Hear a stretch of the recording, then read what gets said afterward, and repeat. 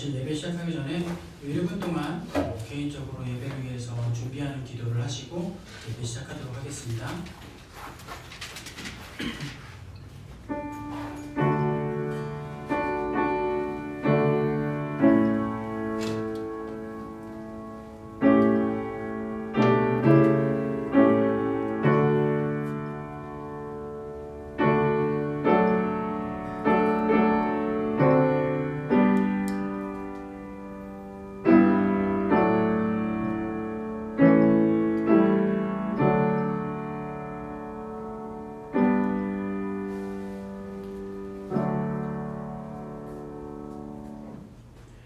네, 2월 21일 오늘 행진공동체 예배 시작하겠습니다.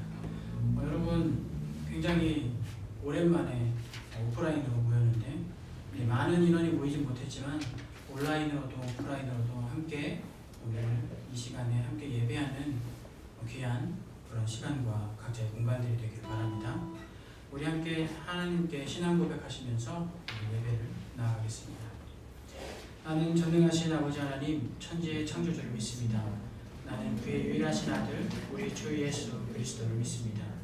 그는 성령으로 잉태되어 동정녀 마리아에게서 나시고 본디오 빌라도에게 고난을 받아 십자가에 못 박혀 죽으시고 장사된 지 사흘 만에 죽은 자 가운데서 다시 살아나셨으며 하늘에 오르시어 전능하신 아버지 하나님 우편에 앉아 계시다가 거기로부터 살아있는 자와 죽은 자를 심판하러 오십니다.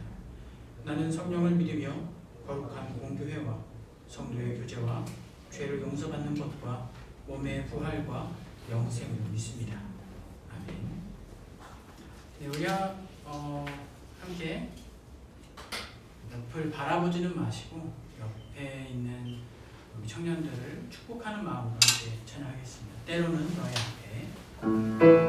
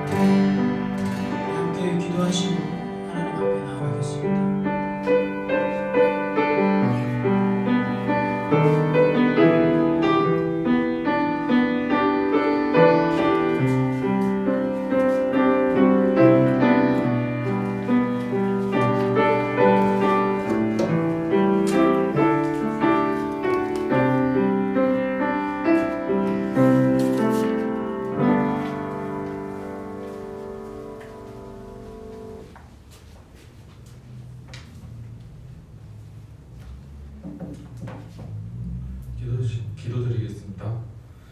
하나님 아버지, 정말 오랜만에 주의 성전에 나와서 예배드리게 해주심을 감사드립니다. 주님께서 보셨다시피 그동안 행진 공동체는 온라인으로 예배드렸습니다. 악조건 속에서도 주님의 말씀을 전달하려 노력한 목사님을 기억해 주시고 매 시간 예배를 잊지 않고 참석했던 청년들을 기억해 주세요. 겨울이 지나고 이제 봄이 오고 있습니다. 새로운 시작을 알리는 계절이 오고 있습니다. 행진 공동체의 모든 인원이 주님과 함께 동행하고 꿈을 꾸고 추석을 다지는 해가 되게 하옵소서. 또한 어려운 일이 있을 때마다 주님과 소통하고 의지하고 뜻에 따르는 청년들이 되게 하옵소서. 곧 설교를 해주실 이호근 목사님께 지혜를 더해주시고 전달하고자 하는 내용을 잘 흡수하는 청년이 되게 하소서. 이 모든 말씀 예수님의 이름으로 기도드렸습니다. 아멘. 오늘의 말씀은 레위기 1장 1절의 말씀입니다.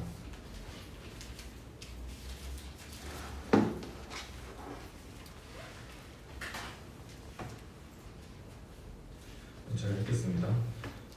여호와께서 회막에서 모세를 부르시고 그에게 말씀하여 이르시되. 아멘.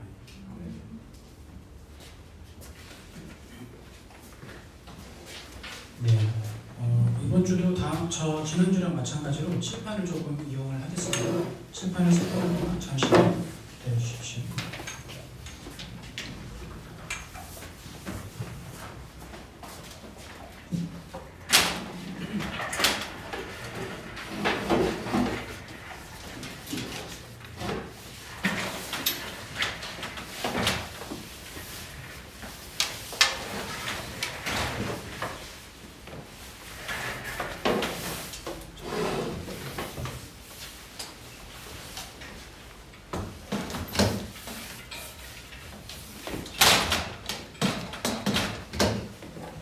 네, 감사합니다.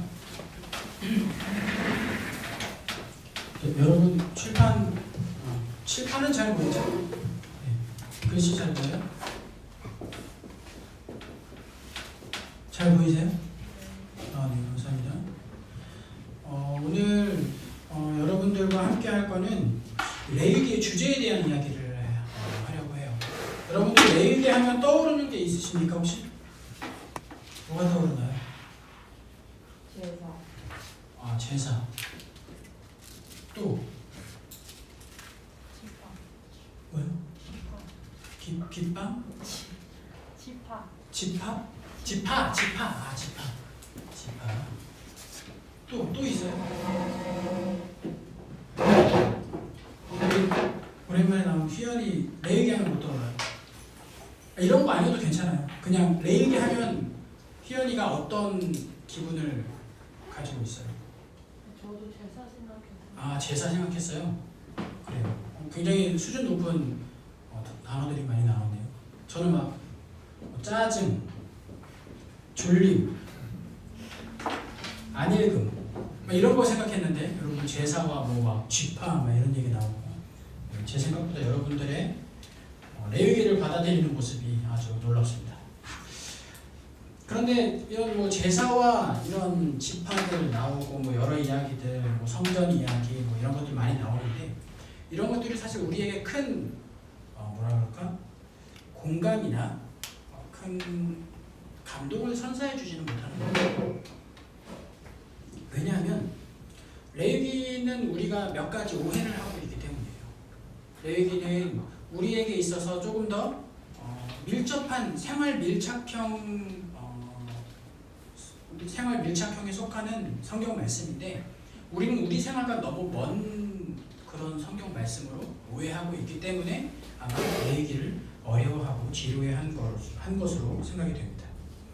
자, 왜 우리가 이 레위기를 어려워할까? 첫 번째 이유는 단어가 어려워요.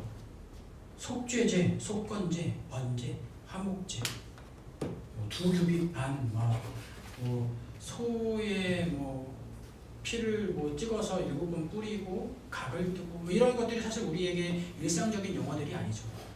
이런 단어들을 잘 우리가 모르기 때문에 우리가 레위기를 어려워한다라고 볼 수 있어요.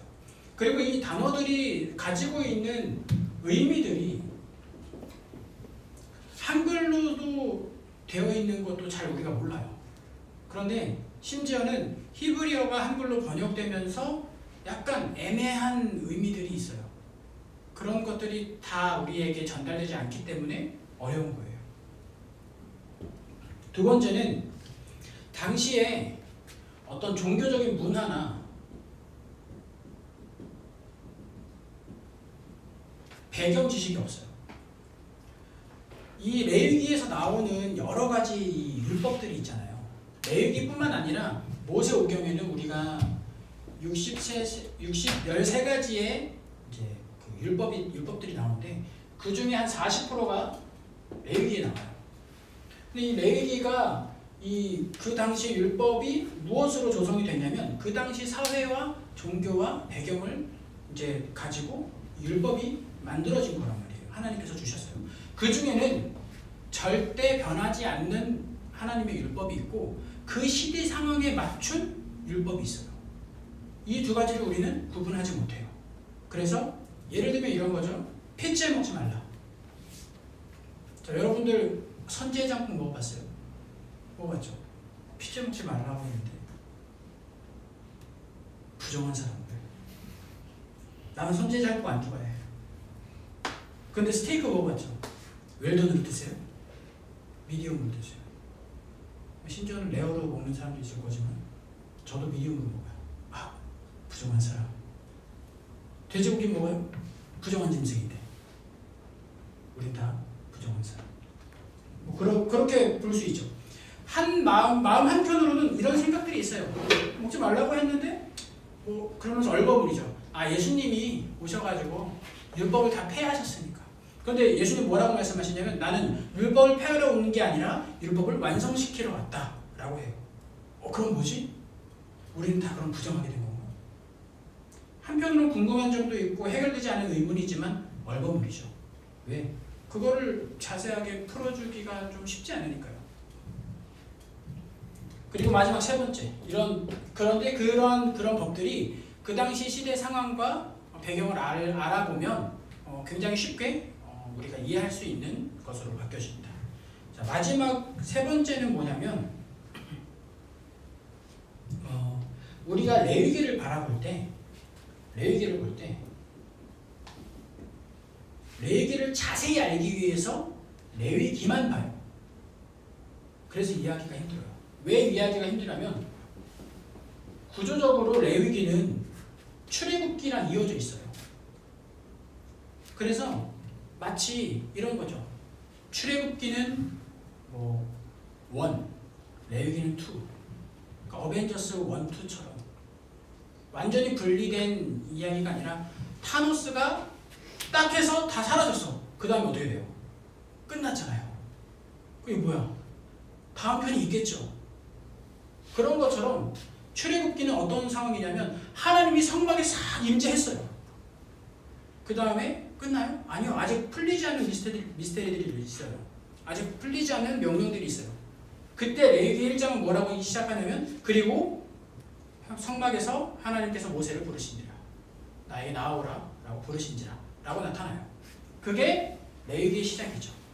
여기서 제가 지난주에 말씀드렸죠. 레위기의 맨 처음 단어는 지금 뭐였죠?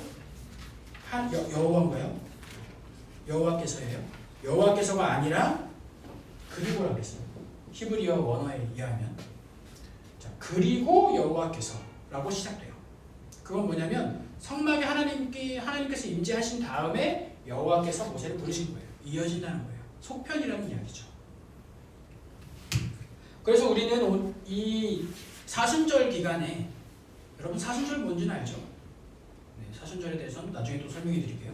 사순절 기간에 레위기에 대해서 조금 이야기하면서 우리가 이 레위기가 어려웠던 이런 의미들, 구조적인 것들, 그리고 종교적 문화적 배경들을 조금씩 알려드림으로써 여러분들이 레위기가 여러분들의 실생활에서 먼 그런 성경이 아니라 굉장히 생활 밀착형이고 우리가 가지고 있어야 되는 굉장히 중심적인 한 성경에 마치 모세오경 모세오경의 중심에 있잖아요. 레위기가. 이거는 굉장히 중요한 구조적인 배치예요. 그리고 우리가 가장 많이 보는 성경이 뭐냐면 성경책이 뭐냐면 마태, 마가, 누가, 요한 복음이죠. 복음서. 이런 것처럼 이 랍비들한테 그러니까 유대인들한테 가장 중요한 성경이 뭐냐라고 꼽으라면 레위기를 꼽아요. 보통은 유대인들이 그 창출 내 민신을 외웁니다.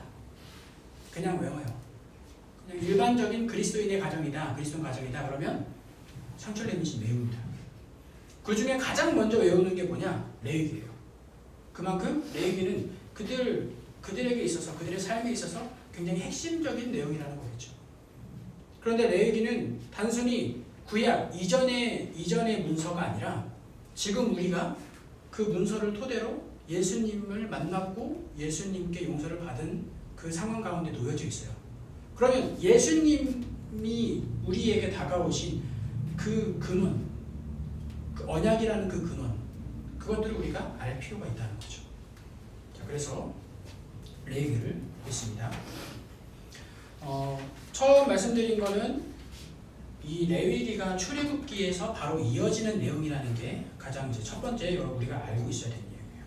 자, 그러면 이제 구조적으로 한번 살펴볼게요. 출애굽기 1장에서 18장까지는 무슨 내용이냐면 말 그대로 애굽을 탈출하는 내용이에요. 그렇죠? 그럼 19장에서 24장까지 무슨 내용일까요? 지난주 필기한 걸 읽고 있군요. 언약입니다. 여러 가지 율법들을 알려주세요. 이렇게 해라, 저렇게 해라, 이렇게 해라, 저렇게 해라.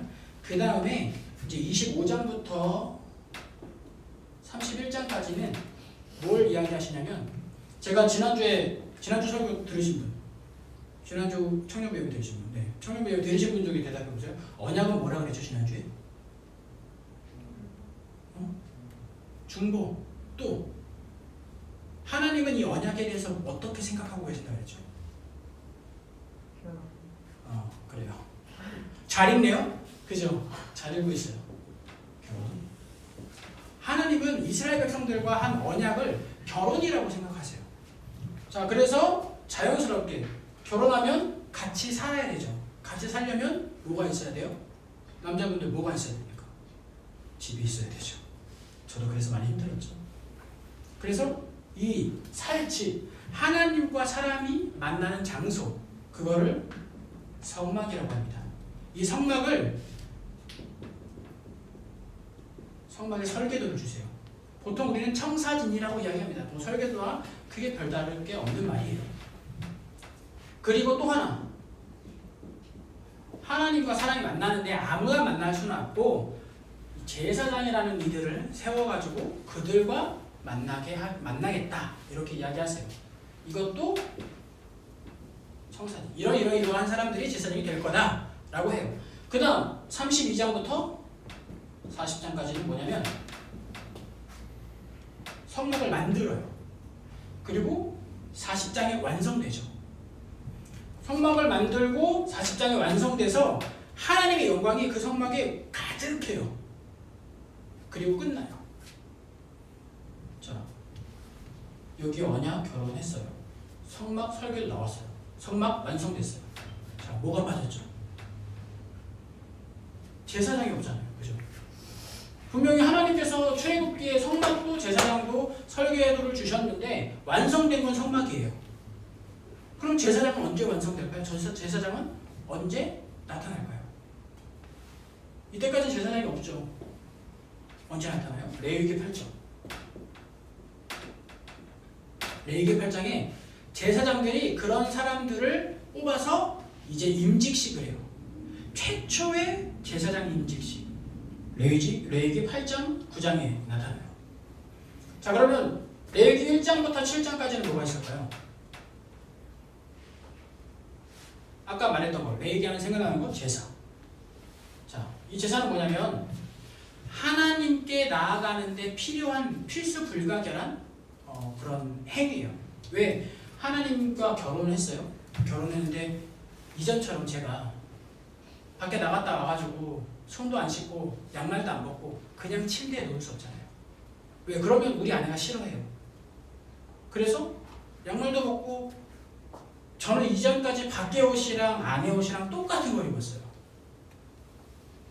그러니까 밖에 나갔다가 맨 위에 겉옷만 벗으면 실내복, 겉옷 입으면 실외복. 그게 저의 삶이었어요. 물론 뭐야 더러워 할 수 있겠죠. 하지만 그게 저한테 익숙했어요. 그런데 결혼을 해가지고 아내랑 같이 사니까 어때요? 갔다 와서 겉옷만 벗는다고 실내복이 안 돼요. 네, 저는 그 실내복을 갈아입기 전까지 소파에 앉을 수 없어요.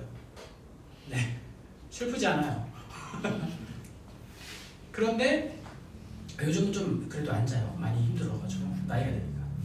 그래서 이렇게 환복을 해가지고 다 손도 씻고 옷도 갈아입고 온단 말이에요. 그런 절차들이 있어요. 결혼을 하면. 자, 하나님께 나아가기 위해선 절차가 필요해요. 마치 왕에게 우리가 나아갈 때 그냥 왕 보고 싶어가지고 안녕하세요 하고 그냥 갈 수 없잖아요. 절차가 있는 거예요. 그 절차가 바로 제사예요. 이 제사에 설계도를 주세요. 1장부터 7장까지. 그럼 이 제사가 언제 일어나요? 레위기 8장에 임직식을 한 다음에 바로 제사를 드려요. 첫 임직식, 첫 제사. 그래서 레위기가 완성이 됩니다. 그 이후에는 율법의 이야기들이 계속 나와요. 이런 건 부정하다, 이런 건 부정하다, 이런 건 이렇게 해결해야 된다 라는 형식으로 쭉 나타납니다. 자, 이게 레위기와 출애굽기가 연결되고 있는 구조적인 상황입니다. 이런 부분을 여러분들이 인식하고 있어야 왜 생뚱맞게 여기에 제사장이 임직을 하고 왜 생뚱맞게 제사가 나오고 이런 건지 알 수가 있어요. 그래서 여기서 보면 40장에 뭐가 나오냐면 아까 성막이 완성되고 나서 하나님의 영광이 가득하다 그랬잖아요. 그 안에. 그렇죠? 언약하고 성막을 만들어서 하나님 말씀대로 성막을 만들었더니 하나님의 영광이 그곳에 가득했다라고 해요.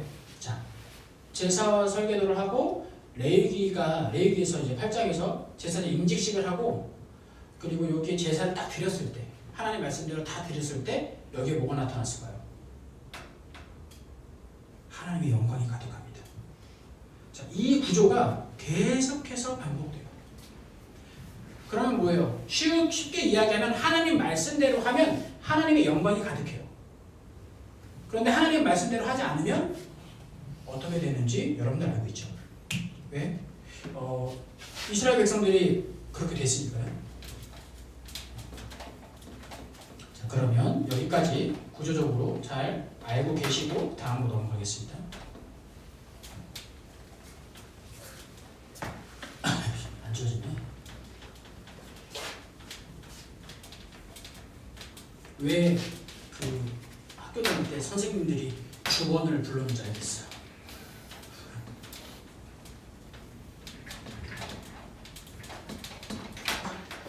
네, 그러면 이제 구체적으로 좀 살펴봅시다.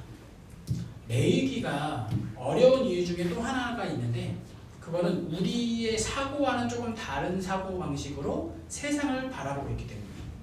자, 우리는 주로 세상을 어떻게 바라보냐면 이분법적으로 바라보죠. 넌 착하네, 넌 나쁘네 이런 식으로. 실제로는 그런 건 아니에요. 예를 든 겁니다.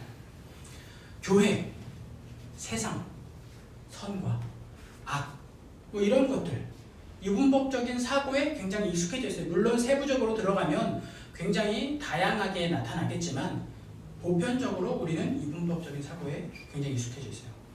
이거는 헬레니즘 문화와도 깊은 연관이 있고 이러한 그 이분법적 사고가 발달된 건 그리스 로마에 대한 그런 문화와 배경들이 굉장히 그때 이분법적인 사고가 왕성히 활동이 되고 미국이나 유럽 가운데 그런 사고들이 굉장히 자연스럽게 흘러갔고 우리도 그 영향을 받은 거예요. 그런데 레위기는 이분법적인 사고를 보면 굉장히 불편해요. 왜 불편할까요? 여러분 레위기 보면서 불편했던 적 있어요? 왜 불편합니까? 전 회장님 왜 불편했어요? 너무 길어요. 아 길어요. 네. 그래요. 참고 읽으세요. 어쩔 수 없죠. 자, 레위기가 불편한 이유는 너무 억압돼 있어요. 사람을 억압해요. 지킬 게 너무 많아. 뭐 살겠어요 이러다가 차라리 죽지. 뭐 하나 가다가 실수로 뭐 건드리면 아이고 죄졌네. 뭐 실수하면 아이고 또 죄졌네. 이렇게 된단 말이에요. 그런데 이게 우리가 이분법적인 사고로 레위기를 바라봐서 그래요. 레위기는 세상을 어떻게 바라보냐면 3분법으로 바라봅니다. 첫 번째 상태 정결. 자, 정결은 뭐냐면 하나님께서 태초에 천지를 창조하시고 아담과 하와가 죄를 짓지 않았을 때 그때가 정결이에요. 하나님께서 창조하신 바로 그때 그대로가 정결입니다. 네. 그 정결의 상태가 첫 번째 상태예요. 그런데 이 정결은 사실 우리에게 굉장히 불안한 상태를 이야기해요. 왜냐하면 정결은 죄가 있을까요? 없을까요? 없어요. 그런데 연약함은 있어요. 연약함은 있어요. 예를 들면 이런 거죠. 여러분들 걱정돼요. 내일이 걱정돼요. 내일이 시험이야. 내일 걱정되죠. 염려하죠. 하나님이 무엇이든지 염려하지 말라.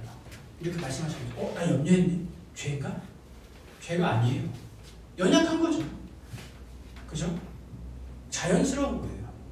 두려운 거, 무서운 거, 깜깜한 거, 귀신 나올까봐 무서워요. 저 깜깜한 거 되게 싫어하거든요. 그 깜깜 무서워서 저는 항상 그 간접 조명을 밤에 켜고 자기 직전에 꺼요. 항상 저는 불 끄는 걸 별로 안 좋아해요. 왜? 귀신 나올까봐. 귀신이 나오지 않는다는 걸 알지만 그래도 나올까봐 무서워요. 자, 이거 어때요? 연약함이에요. 죄예요? 목사가 귀신을 무서워해? 그래요. 무섭죠. 좀 무서워요. 얼마나 무서워요. TV에서 얼마나 무섭게 나와요. 자, 그런데 이런 것들이 우리에게 자연스러운 거지 죄로 여겨지진 않는다는 거예요. 자, 그러면 한 개 이야기해 볼게요. 자, 욕심. 이거 죄일까요? 욕심 어때요? 욕심 죄일 것 같죠? 그죠? 욕심이 죄예요? 자, 이 욕심이라는 단어가 약간 부정적으로 표현돼서 우리가 조금 그렇게 생각할 수도 있는데 좀 더 완화시켜 볼게요. 간구, 바램, 죄인가요? 욕심이랑 똑같잖아요. 원하는 것을 이루고자 하는 거. 그게 죄일까요? 아니에요. 대신 이게 연약함이에요. 욕심은 원하는 것, 바라는 것은 죄로 이어질 가능성이 높아요. 하지만 이거 자체를 내가 품고 있는 것은 연약한 것이지 죄가 아니라는 거예요. 이런 걸 가지고 있어도 우리는 정결한 상태일 수 있다는 겁니다. 무슨 말인지 알겠죠? 그러면 죄는 어떻게 되나요?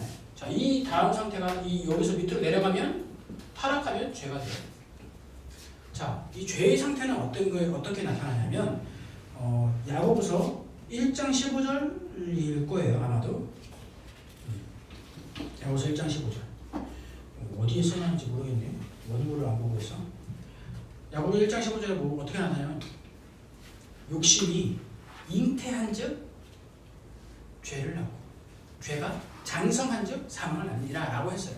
자, 그렇다면 이 욕심이라는 건 이 자체가 죄가 아니라 욕심이 잉태를 하면, 욕심이 열매를 맺으면, 욕심이 정말로 내 삶 가운데 나타나고 밝히 일어나면 그때 죄가 된다는 거예요. 그러니까 이것은 죄로 나아갈 가능성이 굉장히 높죠. 자, 그러면 생각을 해봅시다. 정결한 상태가 되는 게 물론 좋겠죠, 당연히. 정결한 상태는 연약함이 있기 때문에 굉장히 불안정합니다. 불안정해요. 완벽하거나 완전하지 않아요. 왜냐면 이런 연약함들이 있기 때문에. 그래서 이거를 막 표현해보자면 이런 거예요. 종이 위에 펜이 이렇게 있는 거죠. 네. 언제 쓰러질지 모르는 펜이 있는 거예요. 조금만 실수하거나 조금만 졸거나 조금만 딴 생각을 하면 이 펜이 얼마든지 떨어질 수 있어요. 그게 떨어지면 죄가 되는 거예요. 그러니까 이 정결은 뭐예요? 엄청나게 피곤한 상태죠. 만약 사람이 정결을 유지하고 있다라고 한다면 그 사람은 뭐냐면 노력하고 있는 거예요. 엄청 노력하고 있는 거예요. 펜을 안 떨어뜨리려고, 내가 범죄하지 않으려고, 하나님 앞에서 죄를 짓지 않으려고 끊임없이 노력하고 깨어있고 노력하고 깨어있고 노력하고 깨어있고 반복하는 거예요. 그 상태가 바로 정결입니다.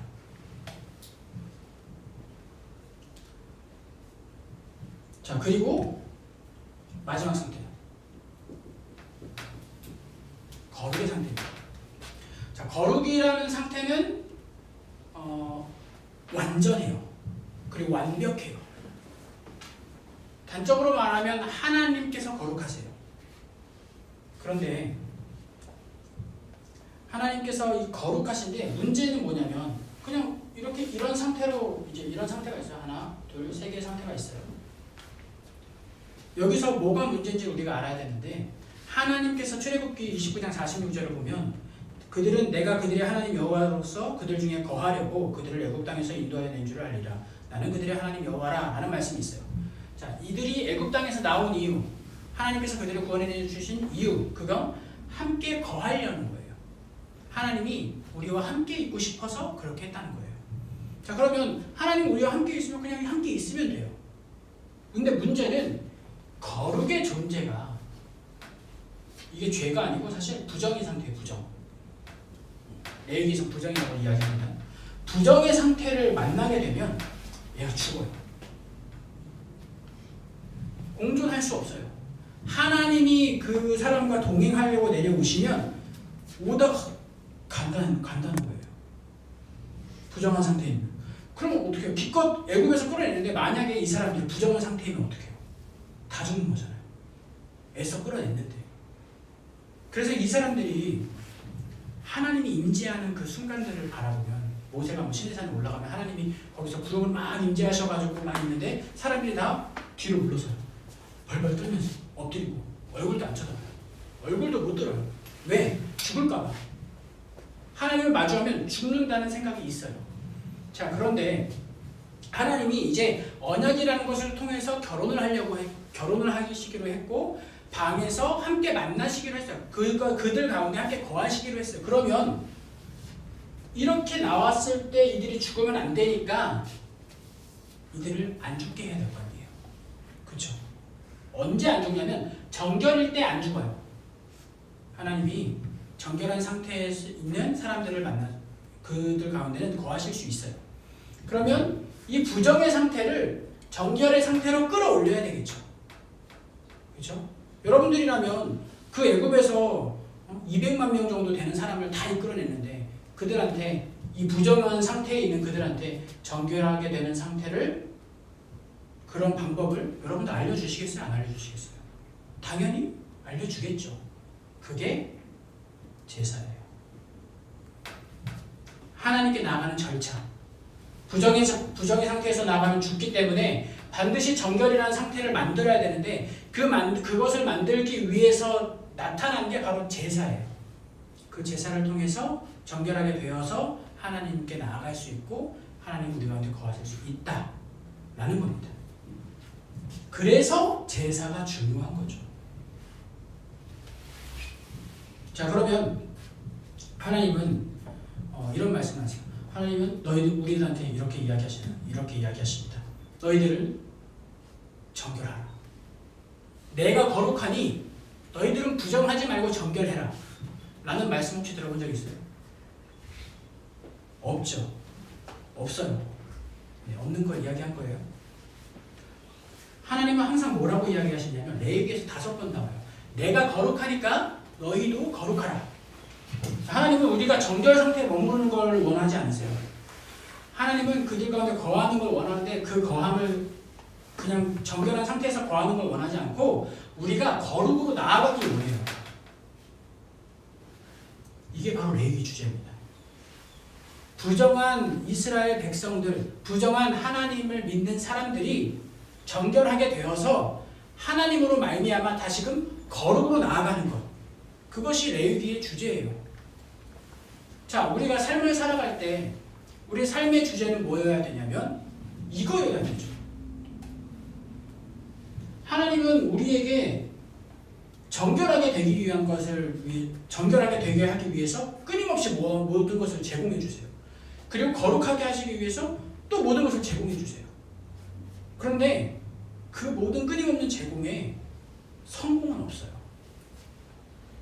성공은 할 수도 있죠. 돈 많이 버는 거 없어요. 굶어 죽지는 않을 수 있어요. 하나님께서 굶어 죽이지는 않으시니까.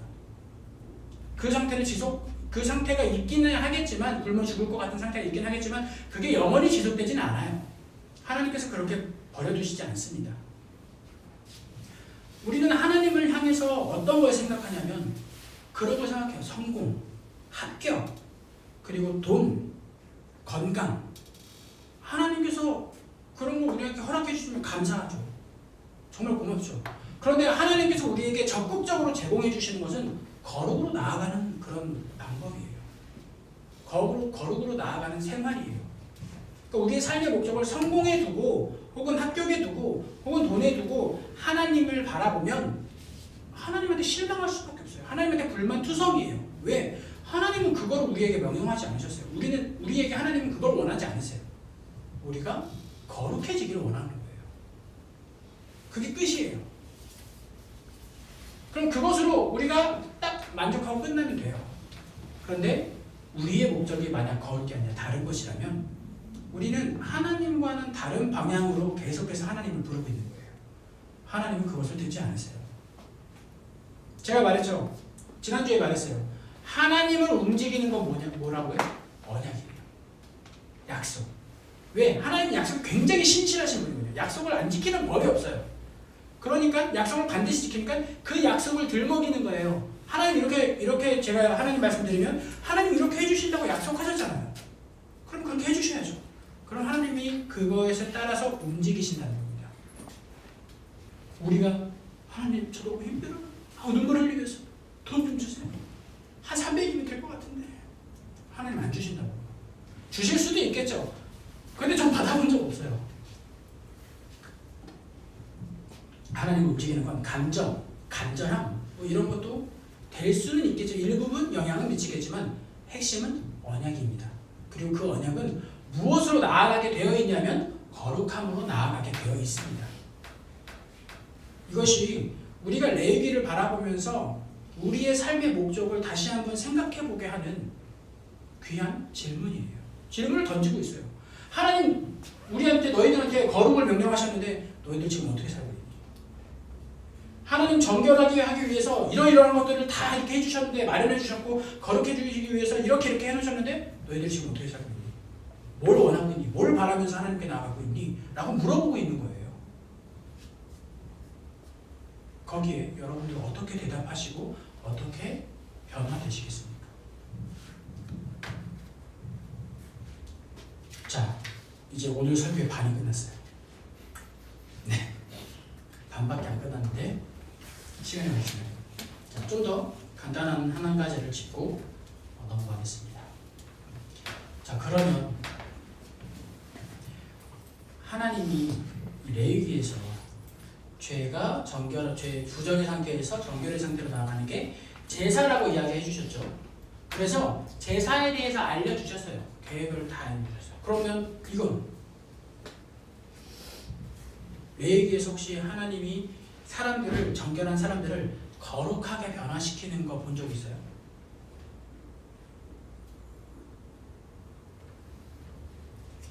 잘 없어요. 왜요? 안 나와 있으니까. 제가 입시 공부할 때, 신대원 입시 공부할 때 성경을 보통 한 30-40독 해요. 그러면서 항상 궁금한 게 있어요. 레위기를 읽을 때마다 궁금했던 거. 하나님 거룩하라고 그랬는데 거룩한 모습이 안 나와요. 어떻게 거룩해지지? 못 찾아요. 왜 못 찾아요? 레위기 없으니까. 레위기 안 나와요.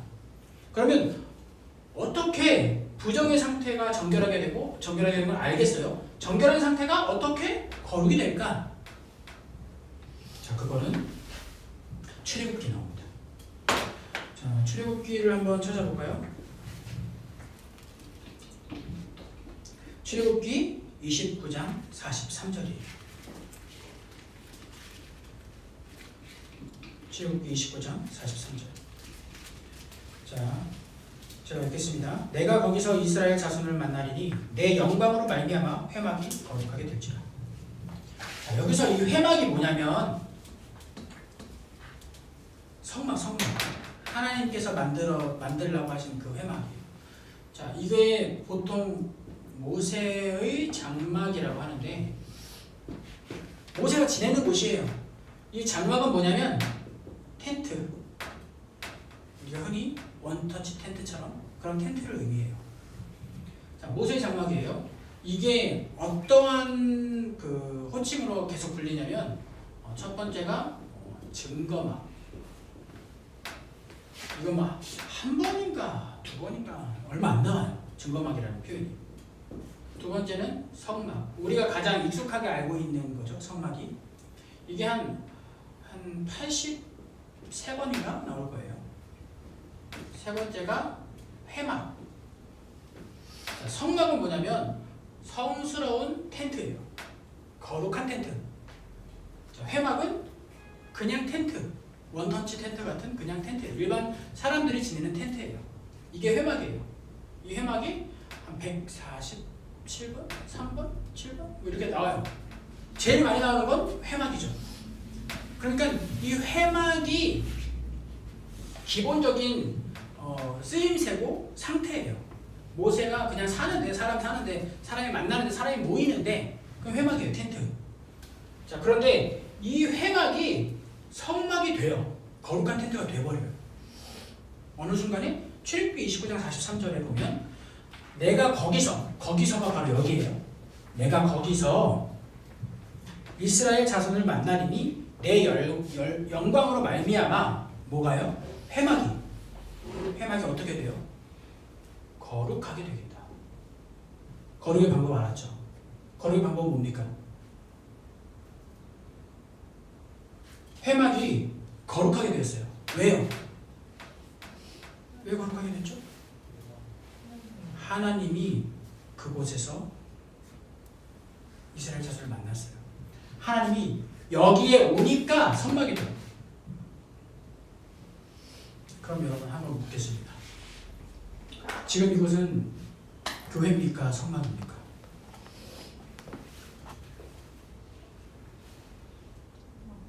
성막이죠. 지금 하나님께서 함께 하시잖아요. 여기 성막이에요. 하나님께서 거하시는 곳이 성막이에요. 만약에 화장실에 우리가 갔어요. 화장실에서 배가 아파가지고 응가하고 있는데 그곳에 하나님이 임재하셨어요. 그곳은 뭐가 되죠? 성막이 돼요. 그 장소가 뭐든지 상관없어요. 거룩함으로 나아가는 건 딱 하나밖에 없어요. 하나님께서 함께 하시는 것. 그게 거룩함으로 나아가는 것이고 그게 성막이 되어가는 거예요. 그래서 우리가 장소의 구애를 받지 않는 이유가 바로 여기에 나타나는 거예요. 하나님이 거하는 곳이 성막이 되기 때문에 여러분들이 집에서 예배 드려도 된다고요. 집에서 예배 드리면 예배 드린 것 같지 않아요. 하나님 잘 만나는 것 같지도 않고 잘 모르겠어요. 여러분들 편견이에요. 하나님이 이미 그냥 하나님께서 계신 그곳이 성막이라고 알려주셨어요. 다만 여러분들이 그걸 인지하지 못하는 거죠. 모세가 미디안 광야에서 어떤 한 동굴 속에서 떨기나무 타고 있는 떨기나무 가지 그 가운데서 하나님을 만났어요. 하나님이 모세한테 뭐라고 하냐면 네 발에서 신을 벗어라. 이곳은 거룩한 땅이니라 라고 이야기해요. 자, 그런데 미디안은 어떤 곳이었냐면 이스라엘의 손길이 닿지 않는 곳이 않았던 곳이에요. 그러니까 이방 땅이었다는 거예요. 이방 땅에서 이방 신들을 섬기는 것이었고 그 섬기는 과정이 굉장히 추접하고 더러웠어요. 음란했고 그 땅에 뭐가 거룩함이 있습니까? 아무런 것도 거룩함이 없어요. 그런데 하나님이 그곳에 함께 거하심으로써 말미암아 모세에게 명령하는 거예요. 이것은 거룩한 땅이니 네 발에서 신을 벗어라. 거룩한 땅은 무엇으로 완성된다고요? 하나님의 임재로 완성돼요. 그래서 옛날에 이스라엘 백성들, 고대 이스라엘 백성들이 가장 무서워하는 기도가 뭐였냐면 주님, 우리와 함께 임재하여 주옵소서. 우리와 함께하여 주옵소서. 이 기도를 가장 무서워하고 두려워했어요. 왜? 하나님이 임재했는데 혹시나 내가 부정하면 죽을까 봐. 우리는 찬양 때마다 임하여 주옵소서. 주님 함께하여 주옵소서. 우리 서로 축복할 때도 하나님이 여러분과 함께 하십니다. 하면 이제 부정한 사람들을 두고 제가 얘기하면 어떻게 돼요? 여러분 이제 죽었어요. 이렇게 얘기하는 거예요. 그런 것과 똑같은 거예요. 그만큼 이 거룩의 상태로 나아가는 하나님, 하나님과 만나는 그 장소는 그만큼 우리에게 수많은 절차와 수많은 각오와 수많은 결단을 요구하는 자리예요. 예배의 자리는 그냥 잠자고 일어나서 시간 돼서 나오고 시간 안 돼서 피곤하고 안 나오는 그 자리가 아니라 내가 정결한 상태에서 거룩함으로 나아가기 위해서 끊임없이 분투하고 산속에서 죄 가운데 놓여지지 않으려고 분투한 다음에 이 자리에 나와서 하나님과 만나는 그 장소가 바로 예배의 자리라는 거예요. 우리는 예배를 너무 쉽게 생각하고 있을 수도 있어요.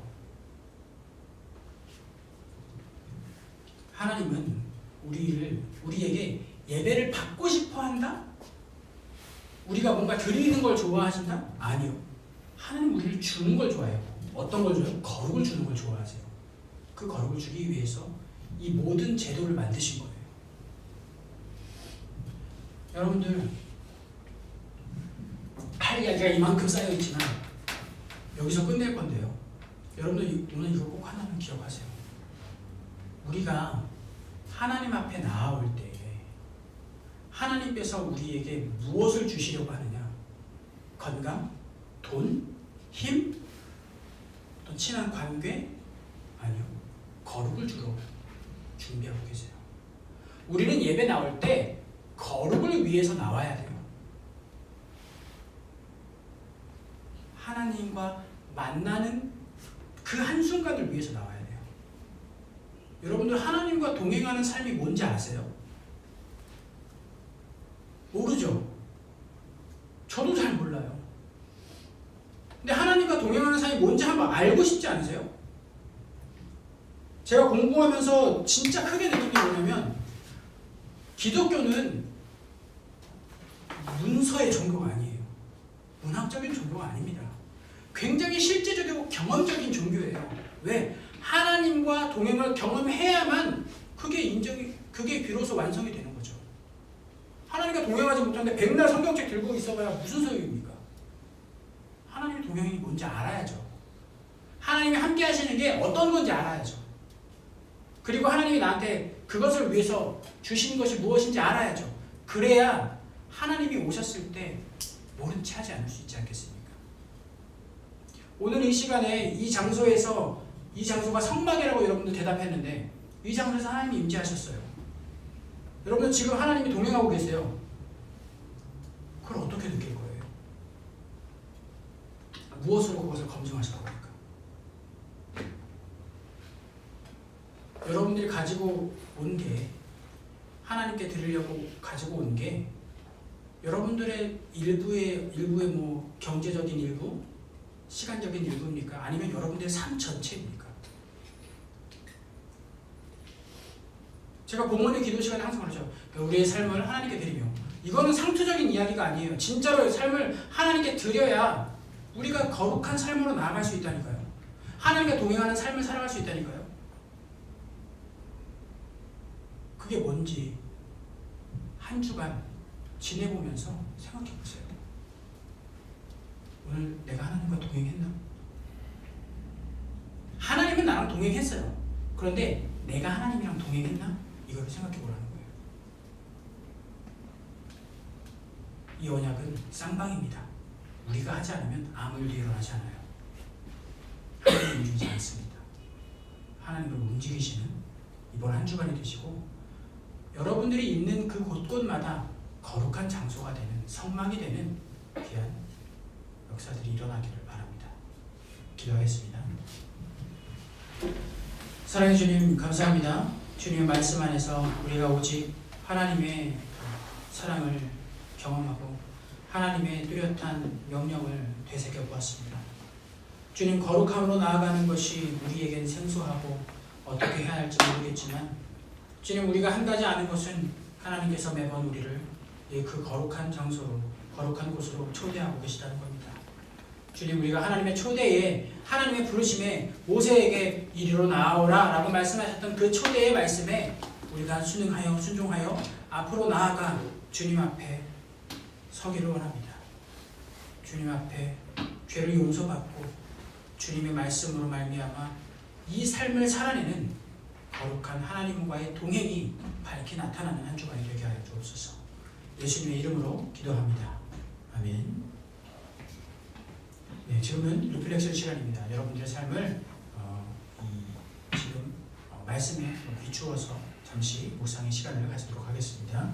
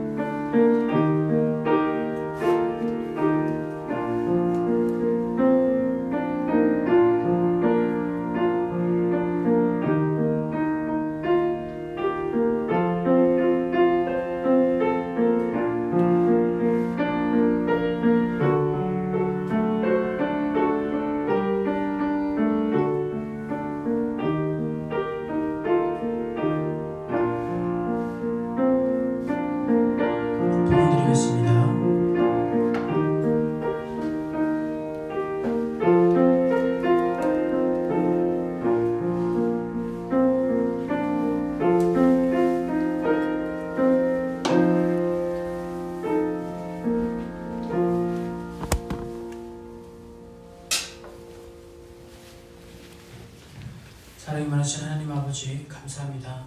오늘도 저희의 시간을 주님 앞에서 구별하여 드렸습니다. 주님, 우리의 일부를 드렸습니다만 이 일부를 드린 것은 우리의 모든 것이 하나님께로부터 나왔음을 고백하는 것이오니 주여 우리의 삶을 온전히 기뻐 받아 주옵소서. 우리의 삶에 우리가 주인이 되고 우리가 움직이고 우리가 선택하지만 그런 우리의 선한 길을 밝히 비추어 주시는 하나님의 말씀이 우리의 삶 가운데 언제나 함께 있을 수 있도록 인도하여 주옵소서.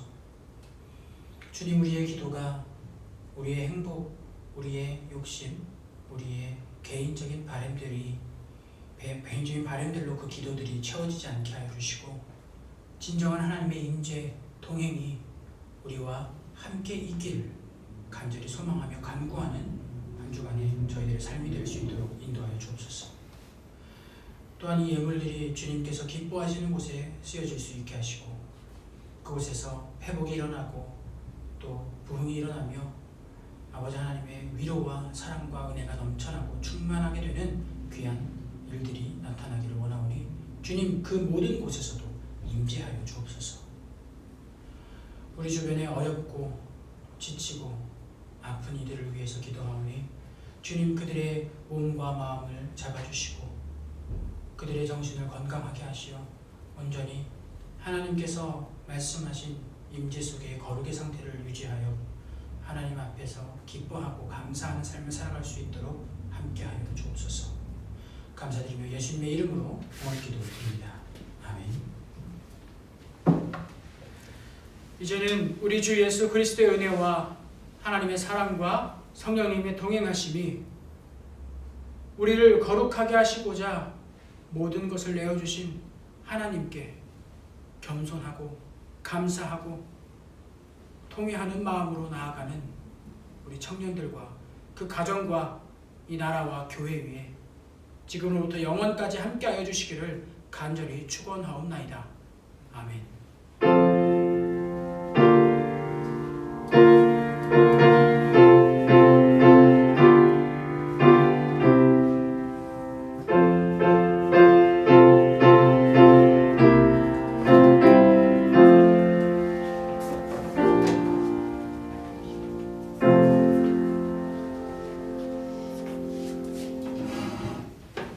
네, 2021년 첫 번째 제가 하는 광고 같은데요. 네, 행진공동체에 오신 여러분들을 환영합니다. 네, 되게 오랜만에 오프라인 예배를 드리는 거여가지고 아직 못 만난 청년들이 많은 것 같은데 오프라인으로 보고 있으리라고 생각합니다. 네. 그래서 원래는 저희가 오늘 겨울 단합 대회를 온라인으로 하려다가 그거를 이제 지난주에 거리두기가 바뀌면서 오프라인으로 오늘 하려고 사실 준비를 다 해놨는데 또 생각보다 인원들이 좀 적어가지고 저희가 다음 주에 이제 온라인으로 하는 방법으로 다시 좀 준비를 해서 진행을 하려고 해요. 그래서 오늘은 그냥 예배로 마치고 끝나고 뭐 잠깐 얘기 나누고 집에 가면 될 것 같습니다. 네, 그렇습니다. 다음 주에도 거리두기가 강화되지 않는 한 오후 1시에 여기서 예배 드리니까 네, 또 배웠으면 좋겠습니다. 감사합니다.